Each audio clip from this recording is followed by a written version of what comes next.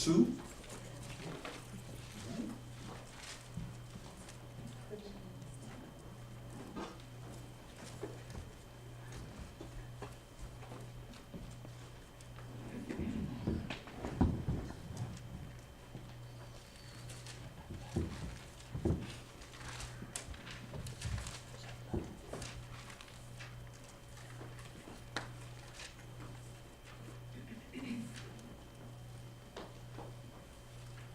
Okay.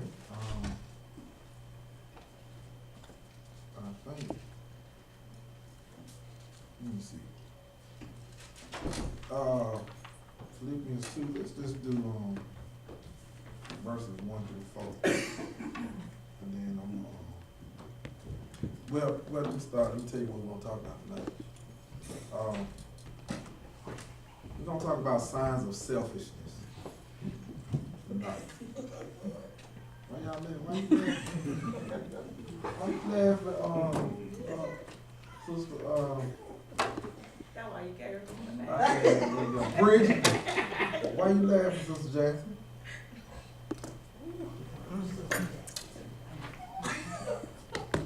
So before you say you not selfish. Oh, I ain't gonna say it. No. I'm just saying general. Oh, okay. Do y'all agree that we can be selfish? Yes.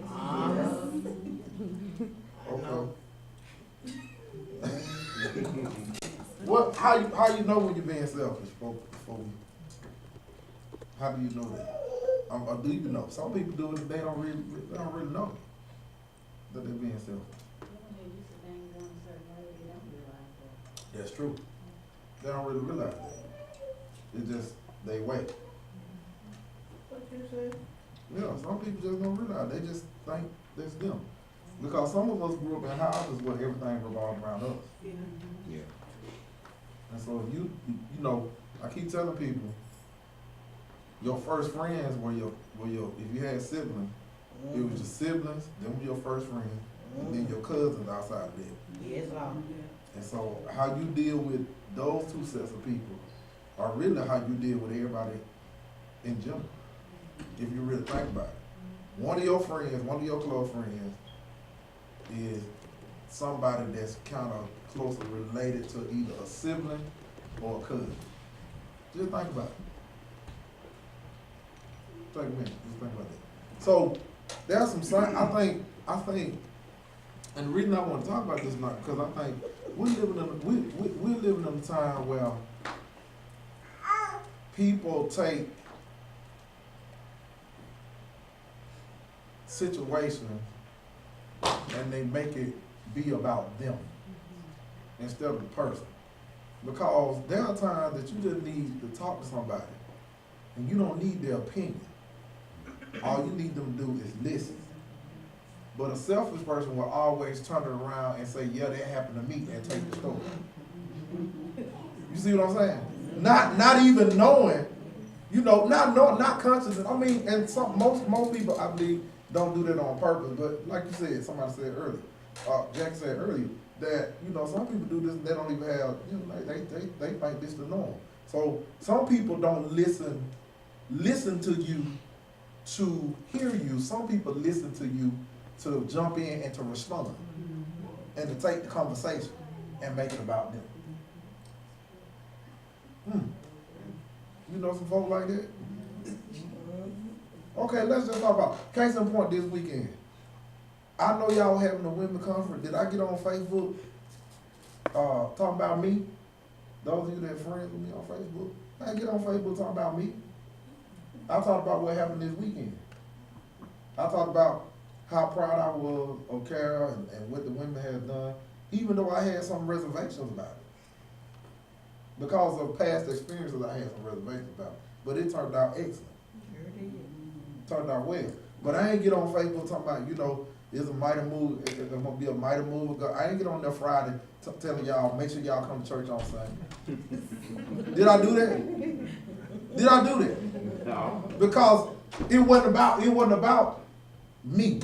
And see, people have to understand that sometimes you got to step back and you got to allow other people to shine. But you have to teach people to do that. Case in point, I'm graduating in a couple of days, all right? And so I have made up in my mind, the only thing that I'm doing, I ain't been doing nothing this week. I'm just gonna tell y'all. I ain't been doing nothing but sleeping and eating. I'm talking about I ain't did nothing. And I don't plan on doing that. I'm coming to church Sunday, and we got a district fellowship. Our district have a fellowship in Birmingham.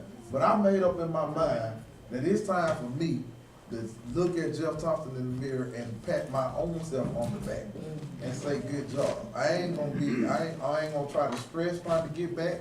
I'll be here Sunday. But the program started at 4 o'clock. I was gonna try to make the program. But when people show you that they are so selfish that they can't even send you a text message and tell you congratulations. See, folks will show you better than they can tell you. The same folk that want you to be at everything, want you to support all their stuff. When it's your turn, they can't support you. Something wrong with it. Because they selfish. Because if it ain't about them, it ain't important. Think about that. We work with people like that. We kin to people like that. Yeah, that's right. I mean, it just is what it is. And so I want to show you tonight, first of all, I want to show you in the scripture where it's wrong, and then I want to give you some signs of being selfish. Because some people don't know what that look like. Okay, if you grew up in a household and all the attention was on you, then you can't handle when the attention, some people, if you don't really deal with that, you can't really handle when the attention is on somebody else. So you got to teach yourself, and you got to be conscious, and you got to understand those things that trigger you trying to take somebody else's spot. Everybody. Now, there'll come a time that you need to be selfish. All right, about yourself. There'll come a time when your health is involved. You got to be woman and man enough to say, hey, I got to step back. I got to slow down. I can't be there for everybody. I can't listen to everybody's problem. I tell my wife all the time, this is one thing that will start an argument in our house. I know when folk call me, I know how to look at the phone, and I know I ain't obligated to answer. I know that. That's the anointing that I got on my life. I looked at the phone, and folk be like, I call you, okay? I mean, I got call ID, but just because this is my phone. That's why I don't want the church to pay for my phone. Because if the church pays for my phone, I'm obligated to answer. But as long as I'm paying for it, I ain't obligated. And so I tell my wife sometimes, especially she sometimes she done had a rough day, and somebody called and she be like, I really don't want to talk. Well, and I look at her and say, okay, why you answering the phone then? You don't feel like talking, call them back tomorrow. I mean, so you got to understand that there are some times that you need to be selfish for yourself. You got to help people. Because if you always, everything to everybody, and beat up for everybody and doing everything, they're going to expect that from you. So you got to help people say, hey, this is the day about me. You got to take some time. When we get back from conference, here's what I'm going to do. Them boys going on the 504, me and Carol going somewhere by ourselves. I'm tired of them.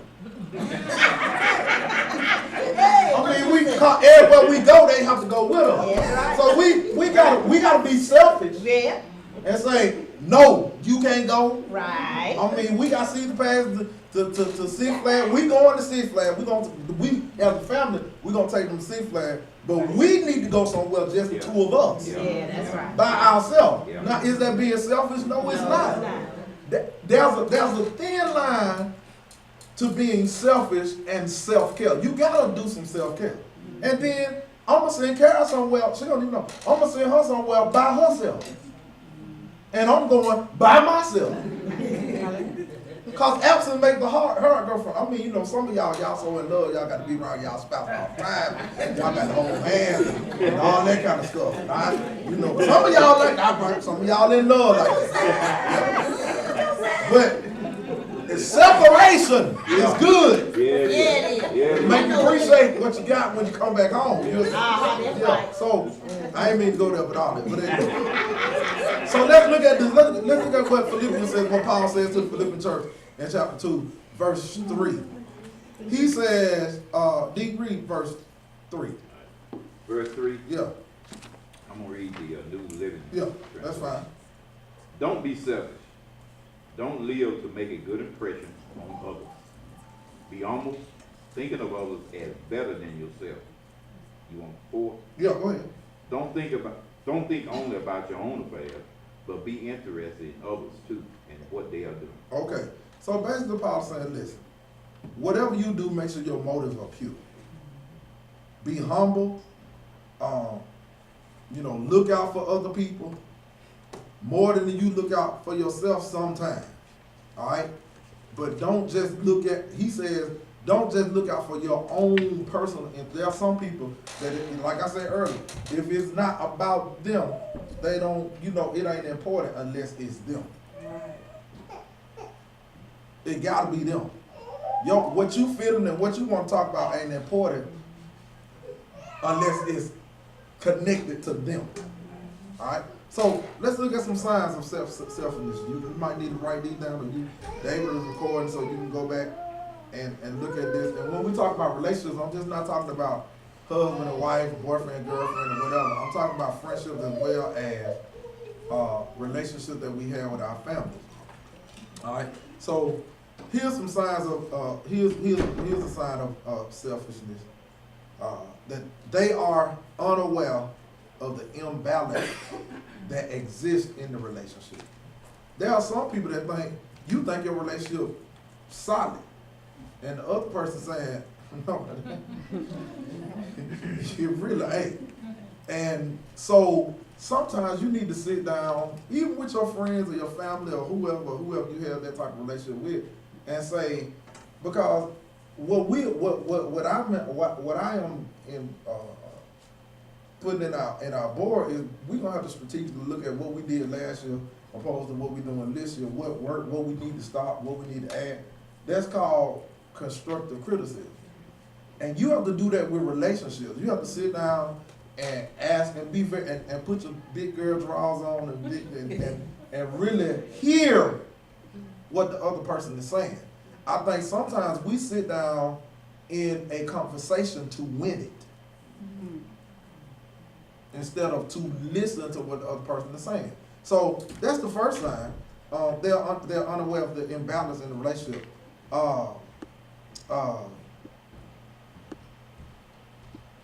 And then you got to look at what the person willing to give back. What are you doing to give back and you don't receive anything in return? Okay, we stop right there. We've been on that all night. What you giving back and you don't give in return? Okay.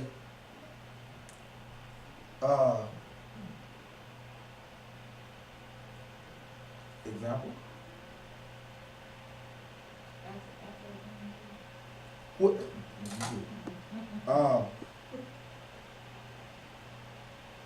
What are you giving? Are you giving to give something back? I guess that's get something back, or let me say it another way. Are you doing what you're doing to get something out of it, or are you actually doing it because you genuinely care? That's a great question. Okay, I'll use myself as an example. I don't pay bills to get something out of the marriage.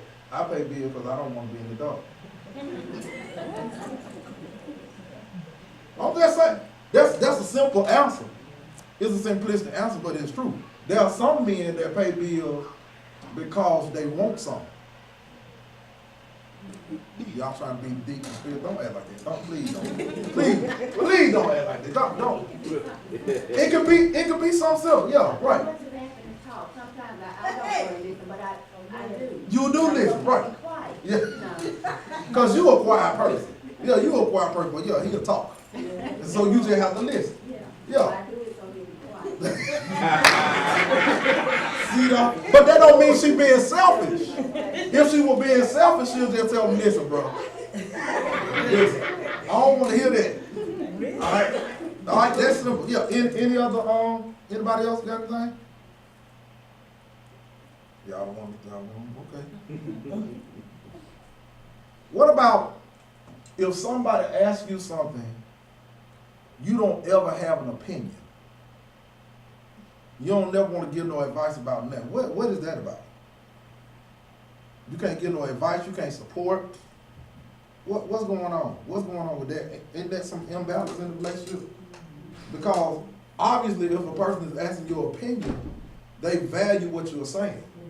So instead of you saying, it's just like this. I mean, I have to go back to this because I've been with these folks for 16 years and I have to make an example. When we are all in the car together and I say, what do y'all want to eat? They say they don't know, and then if they say a place, okay, we're going to this place. All right. So we go to the place. So in my mind with it, while we are driving to that spot, I already know the menu. Yep. Okay. So when I get to the drive-through, Right. the lady say, may I take your order? I just begin to rattle off my order. I look to my right and say, what do y'all want? Tell her, hold it just a minute. And I be like, I mean, I ask y'all.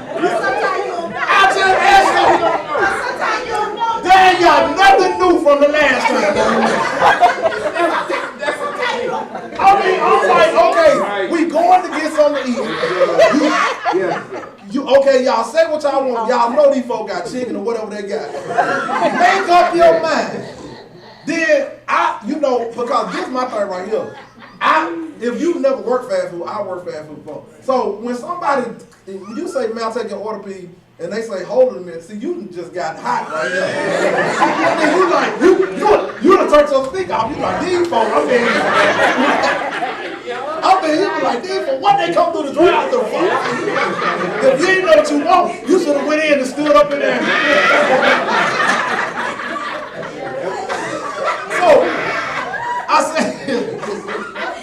So I'm saying this, but here's the thing. I asked them that not because sometimes, because a lot of stuff, I'm a real simple eater. And I eat the same thing over and over again. I'm not an exotic eater. Some of y'all like the liver. I don't like the liver because I'm allergic to shellfish. And I have to be very careful of where I eat because even though folks say they don't mix the grease with it, yes they do. So I'm very particular where I eat. And plus one of our members is a health inspector. And so I always text her and say, well, good place to eat. I'll tell y'all who she is. She ain't here. But I'll tell y'all who she is. You do want to know about any place, you need to ask her. And so I'm very particular about, especially when it comes to, because I'm not a seafood eater, I just eat fish. So I don't eat fish everywhere.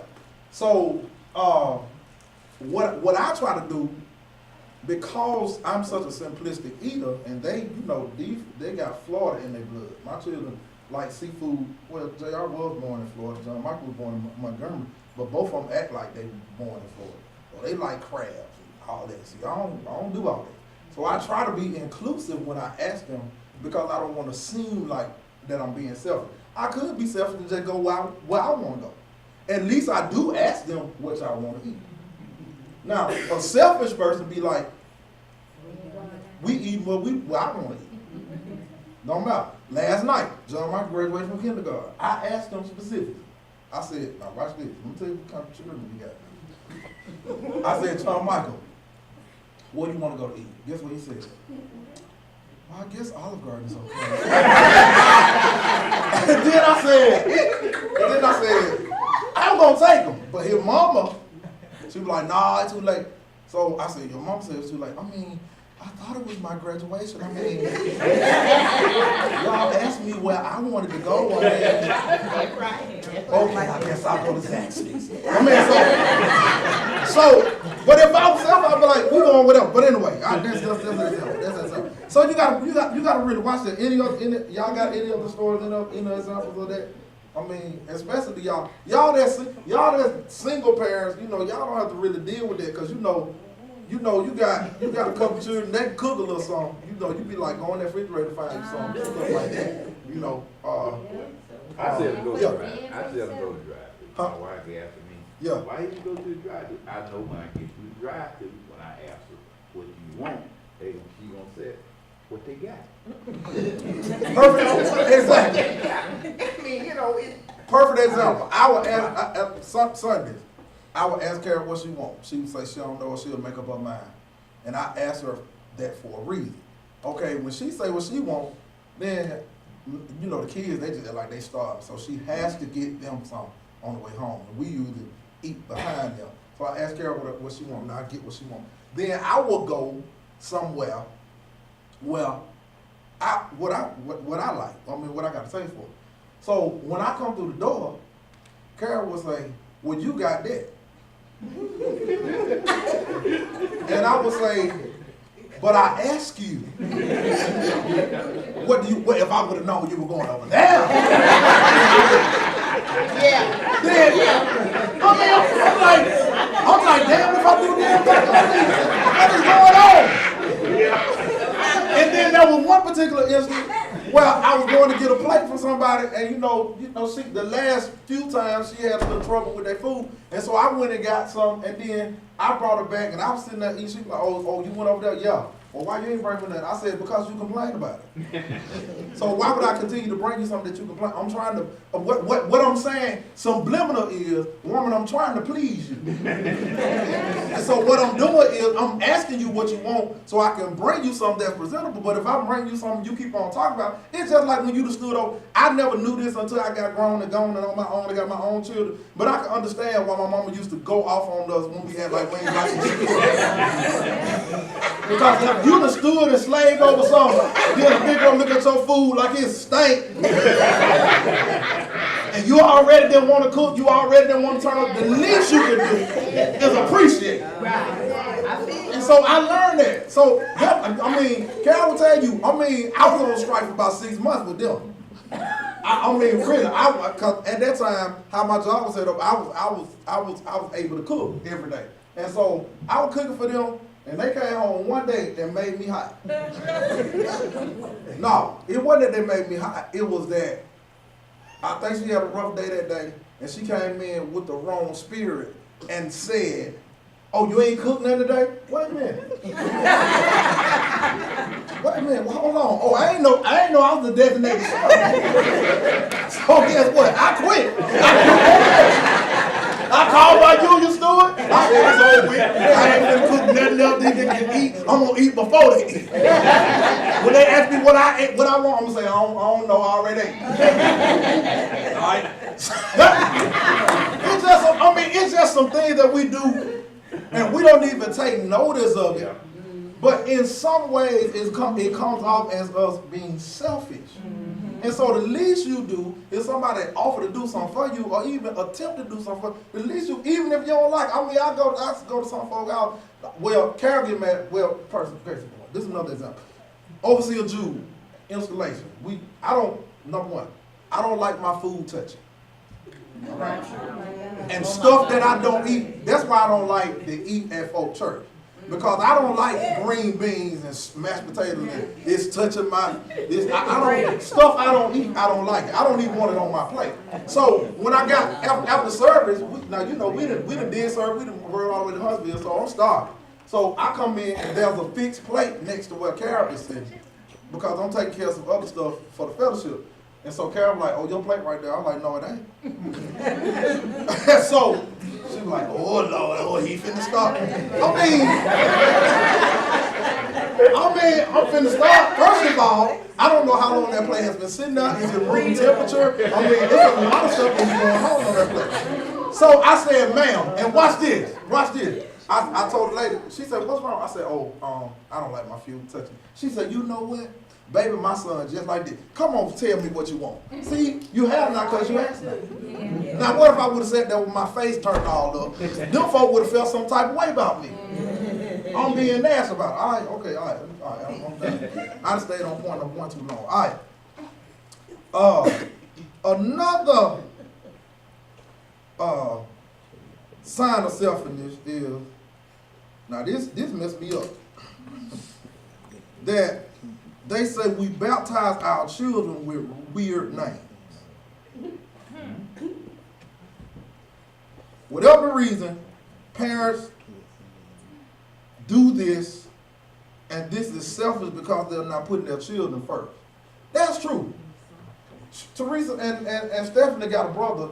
I didn't know what Junior's name was until I was grown.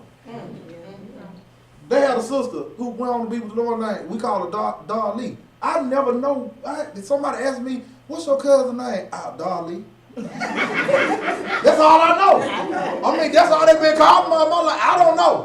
Now, he's not saying, what the author is not saying, the author of this book is not saying that is a selfish gesture. What he's saying is that sometimes we put nicknames on people because of some hidden stuff that we may have going on.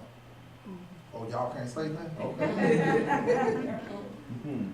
You call your baby Pooh. Who was Pooh in middle school or high school?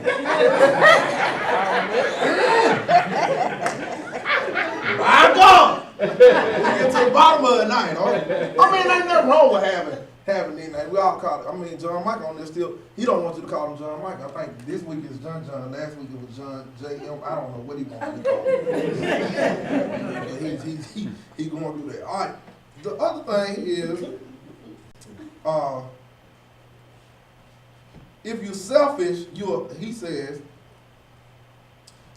sometimes it's good to be selfish, but the thin line to being selfish is nagging. When you nag in a relationship, it can only mean that the nag partner is completely insensitive to the other partner's need.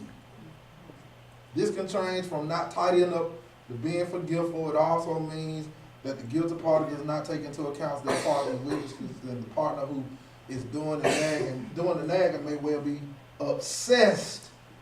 And this could be another aspect of selfishness, that they are selfishly giving far too much attention to those obsessions and other things.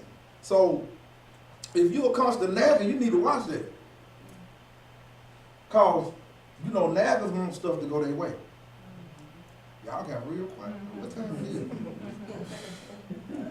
We ain't got no naggers in here, dude.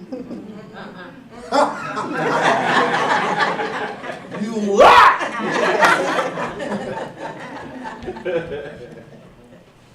And like I said, we all have been at that point. We all have done that. Nobody can say they ain't never done. Yeah, you nag about stuff. I mean, you just do what you do. But I think sometimes when we think about it and we really look at what the author is saying and what he's saying from the perspective of, is this really a selfish look? When you really look at the depths and the height of what you're doing, it is a selfish act. Because why are you nagging? Because you want something to go your way.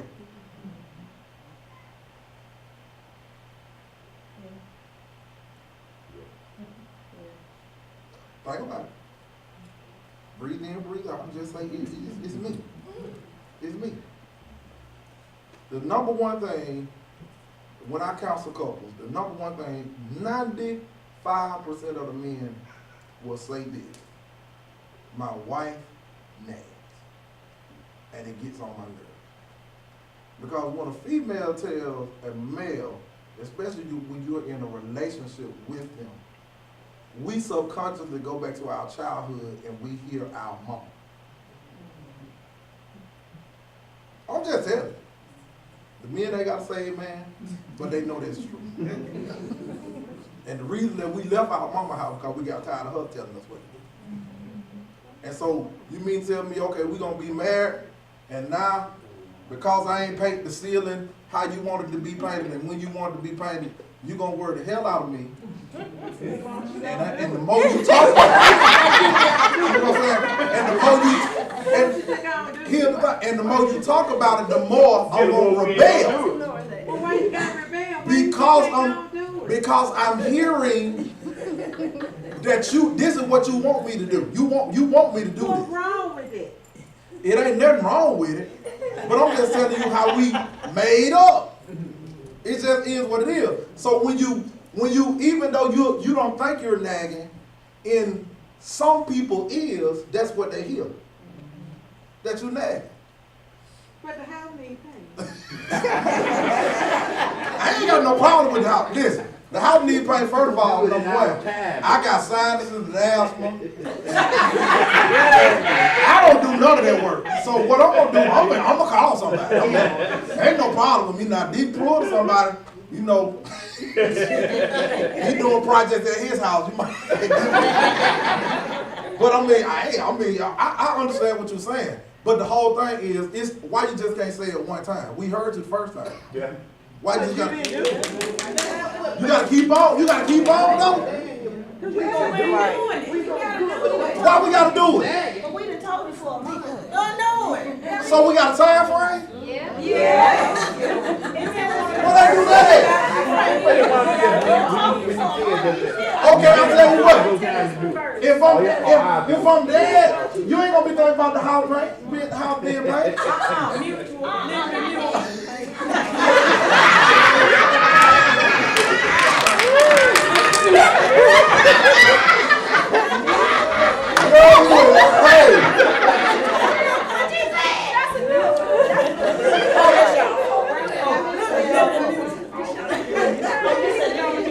All right. She talking about the insurance policy. Don't let that bother you. I guarantee you, that pain will go away. It's gonna go snap away. I'm telling you right now. So, but you gotta look at it. It is because when a person, and y'all just made my point really, because y'all just said, okay, it's been a month, so that means you want it done when you say you want it done. When it needs to be done. It's something always needs to be done. Yeah. It's all you ain't gonna never do. Rebellious spirit.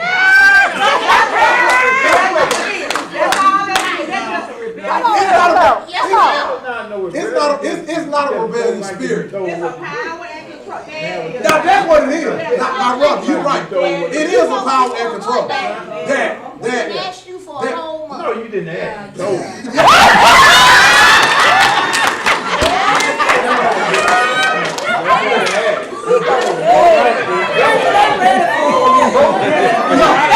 No, they ain't gonna ask you nothing. They ain't gonna ask you nothing. They gonna say, I know you see that wall. It's been like that for 5 years. You ain't painted it yet. That's right. When you gonna paint? Yeah, you're right. All right, we gotta move There's a on. lot of stuff at 3225 need to be paid. Okay, he says. Until it's reversed. You only go on one side until it's reversed. If it was you, or if it was a male, if you was to reverse the same thing, you'd be like, I've been asking you to do a whole month, you ain't did it. So it's no way. But that ain't. But see, that ain't how we made. We ain't wired like that.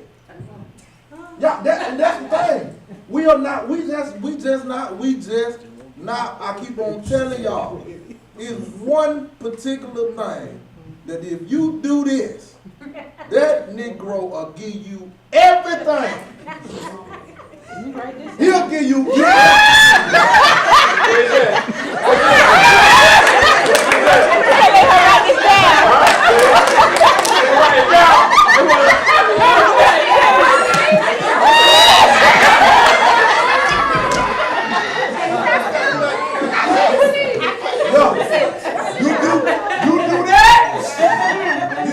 You ain't to ask nothing. Anyway.